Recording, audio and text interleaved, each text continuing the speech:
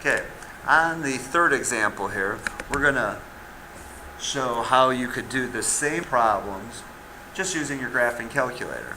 Let's pretend that you don't remember vertex 4, and you don't know how to find the vertex. And it's real important to find the vertex because that tells you where your parabola is at. So let's assume we don't know any of that. Turn on our calculator. Let's go to y equals. And let's clear out these other equations. And let's type in the equation that they give us. 3 parentheses x minus 2 squared plus 4. And we hit graph. Well, from our graph, we should probably be able to guess what our vertex is at. Looks like it's at 1, 2. Looks like it's approximately 2. And then 1, 2, 3, 4.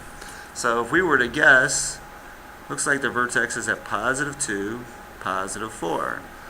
Well, we know that the vertex is somewhere in this equation. Well, does 2, 4 help us out? Well, it actually does. Look, this is 2, that's 4. And remember, the x-coordinate's always the opposite sign, and the y-coordinate's always the exact same sign. So we have our vertex. Okay.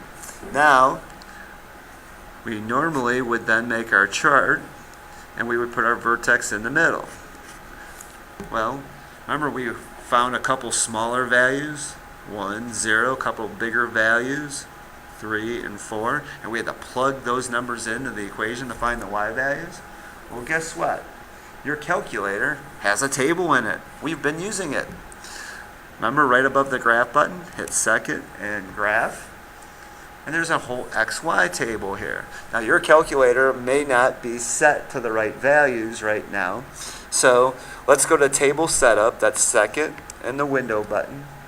And let's make sure, why don't we start this at 0 for right now. We'll start it at 0. Make sure this is counting by ones. So change that to a 1 if it's not. And then hit second in the graph button to go back to the table. So now our XY table starting at 0. Well, we set our vertex was at 2, 4, and we'd like 2, 4 to be in the middle. Well, 2, 4 is not in the middle currently. I have more values below the vertex than above, so let me put a couple more above, or at least one more above. Now I've got my vertex, 2, 4 in the middle, and 1, 2, 3 above, and 1, 2, 3 below. And look at these y values. Here's their vertex. We got a pair of 7s, we got a pair of 16s, and a pair of 31s. Hey, I can write these values down. 0 is 16, 1 is 7, 3 is 7, and 4 is 16. So now I have my points, I can graph them. My calculator told me everything I needed to know. So my vertex is at 2, 4, 1, 2, 1, 2, 3, 4. At 1, I'm at positive 7. At 3, I'm at positive 7. I'm not going to be able to plot these because they're too far off the graph. Parabola is opening up. It looks like it's narrow, which is true because our A was positive 3. Positive goes up. 3 is a little narrower than if it was a 1. Okay, so there we have our graph. So we don't need to go through it the long way. We could just graph it with our graphing calculator.